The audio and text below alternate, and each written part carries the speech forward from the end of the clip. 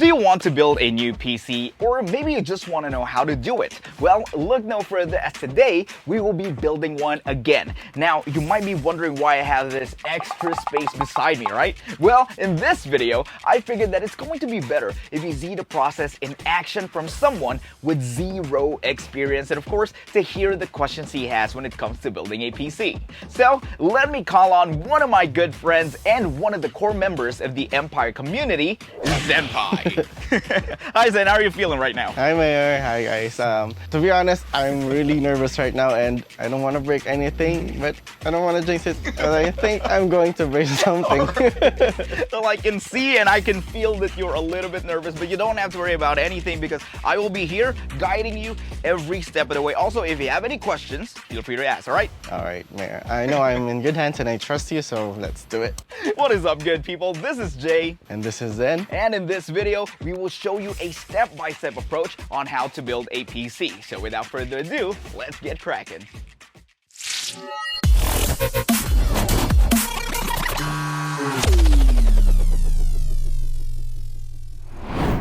Alright, so since we have all the parts that we need to build a PC, let's get started. Now, this is just my process, which I find efficient and easy. Now, if you think it can be improved, well, let us know in the comments.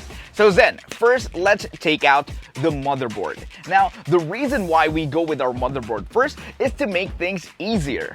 Next, we install the RAM modules. In our case, two XPG D50 3600MHz DDR4 DRAM to our motherboard. Keep in mind that if you have 4 slots on your board and you'll only be installing 2 RAMs, you have to make sure to have them installed in the right order and orientation. I'm kind of nervous about this, Mayor, and this is my first time ever to build a PC, right? So you really have to be patient with me, okay? As in patient, capital P. Capital what now? Capital P as in patient. P-A-T-A-E-N-T. Oh my god, Zen. I'm just joking, Mayor. Forget what I said. Let's just do this, okay? So, starting now, how do I know if I'm doing the right order or orientation in putting this RAM? Well, the order can be found in your motherboard's manual, and for the orientation, you may use your RAM and your RAM slot's notch as a reference. Zen, I know I said it's easy, but we still have to be careful, alright? Sorry. You just align the thing and it will slide right in. Now, the brain of our rig, our CPU. But then, just like our RAM, there is also a proper way of installing the CPU to your motherboard. Right, so Mayor, I'm assuming the proper way of installing this is also in the manual, right? Because as for me right now, I'm just lucky that I have you here. But for those who really want to build their own PC or planning to build their own, they might not have any idea about this. So how are we going to do about this? Well, you know what? There is an even easier way, because if you look closely at both the CPU and around the CPU slot of your motherboard, you'll see a small arrow. Now, you just have those 2 arrows meet and you're good to go. Oh, that's a nice tip, Mayor, but I'm actually kind of scared to put pressure on this lever though. Well then, as long as you're sure about the orientation, you don't have to worry. Again, arrow to arrow, okay? Next, let's install your XPG Spectrix S40G 1TB NVMe SSD, and this one is very simple. You just have to remove the NVMe screw, plug your SSD in, screw it down, and that's it. Alright, now that we're done with the first part, time for you to pull out your chassis. Let me put this away from you, and for Zen's PC, he opted to go with the XPG Defender Pro. You know what? I've worked with this chassis previously, and real talk, Zen, this is one of the easiest chassis to work on. I know, Mayor, and I've watched that video and it's even cooler up close, you know. And I just hope it will look as good. Well, I am sure it will look gorgeous, Zen, but first things first, you have to remove both of your side panels and lie the chassis flat on the desk to make things easier for us. Got it, Mayor. On it. Now, let's install the part that we've assembled earlier. Oh, if in case your chassis doesn't have any standoffs installed, make sure to install them first. So now we install the motherboard to the chassis, but you have to keep this in mind, alright, Zen? You do not have to over-tighten the screws, okay? But Mayor, how will I know when to stop tightening the screw? Well, it's actually very simple, alright? If it stops turning, then you're good.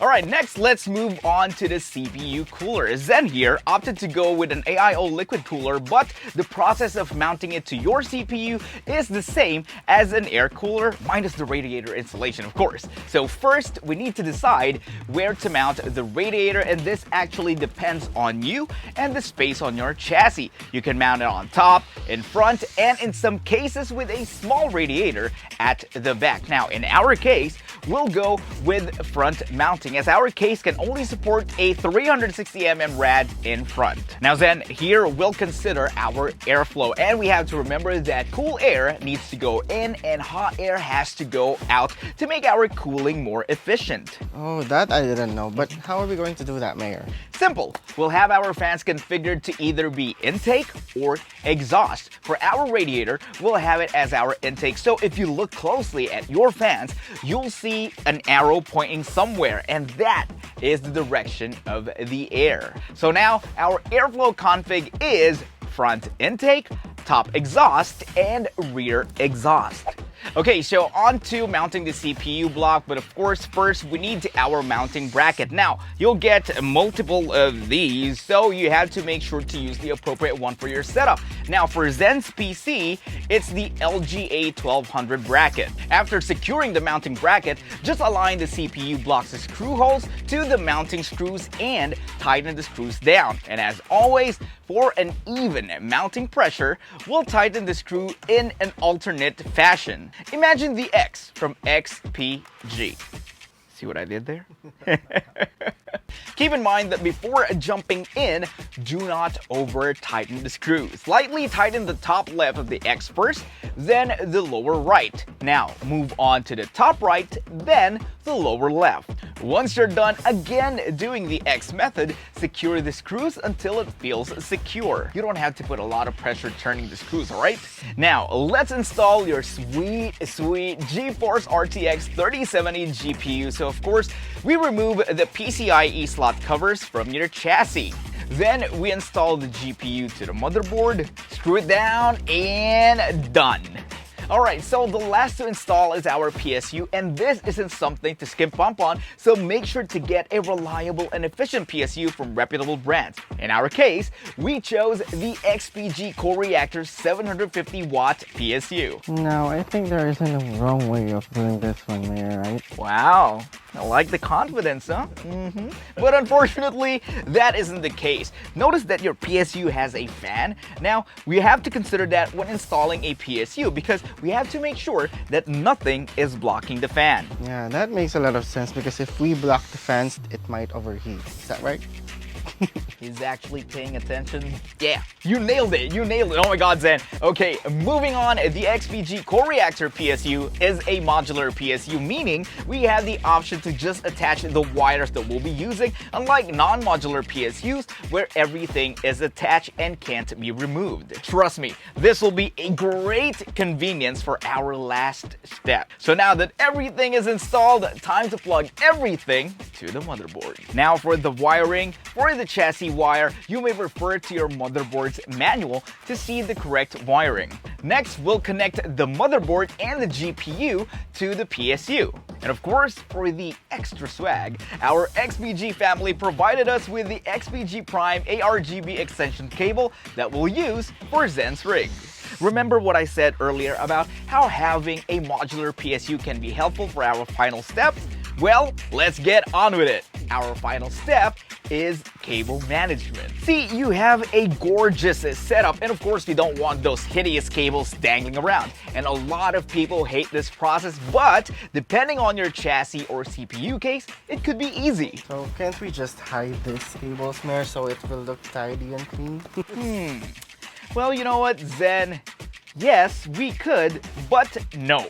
We don't just hide the cables, we tidy it up. I mean, look at your case. It has these wire holders, right? So we just route these wires to these holes and secure them with a cable tie, and that's it. Alright, I think I can do that. Yeah, that's easy, right? Yeah, that's easy. All right, so I'll assume that we're done with the cable management in this part of the video. So here's a before and after shot for your viewing pleasure.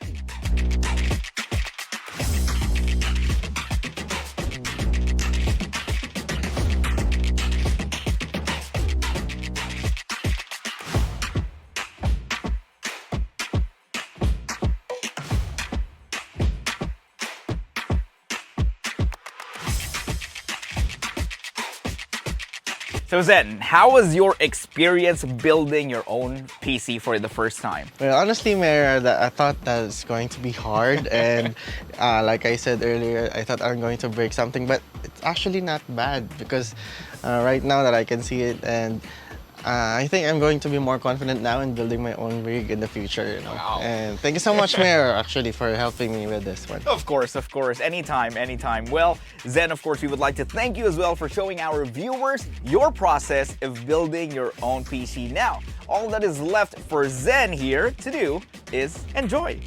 Yes. Nowadays, DIY is normal, and yes, I strongly believe that tech is included. I'm not saying that you shouldn't go to a professional when in doubt, but with a little bit of research and with the right tools, you can do it yourself. And as with everything in life, believe in yourself, manifest your good thoughts, and surround yourself with the right people. Just like our ADATA and XPG family. That is why if you want to get updates with their latest products and offers, be sure to check out their socials. Well, that is it for us in this video, and I hope you find this one helpful on your building journey. And as always, for questions, suggestions, comments, or even a shout out on the next video, never hesitate to use the comment section or hit me up on my socials anytime. Again, my name is Jay, telling you to keep that smile, stay positive, and don't forget to rock on and rock hard.